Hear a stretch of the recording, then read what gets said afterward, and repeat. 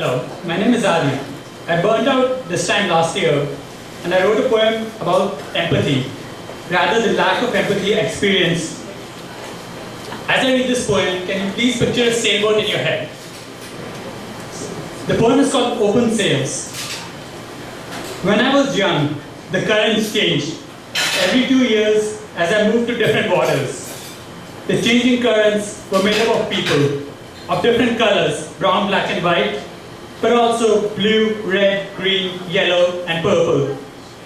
Different in their tongues and food, different in whether they saw the world from a street corner or a castle.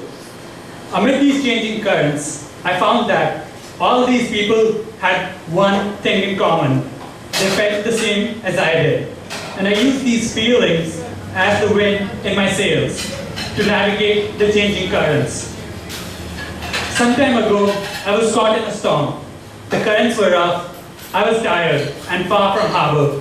And the only winds I felt were the despair a son feels seeing his mom slowly waste away, the helplessness of a family seeing one of their own slowly drift away, the panic of drowning friends sinking each other to save themselves, mirages when what I needed was a lighthouse to a harbor. Unable to navigate, angry and scared, I closed my sails, shut myself off. I hit back at the winds, an eye for an eye, blinded. I tossed and turned, drifting aimlessly. But this is not a story of despair. And one day, sensing a favorable wind, I got the courage to open up my sails and caught winds both harsh and kind as I learned slowly how to navigate them again. Now, amid currents and winds and love, I recognize again. As I get older, I find myself farther from harbor. See more violent winds, I find it harder to trust the winds enough to open my sails.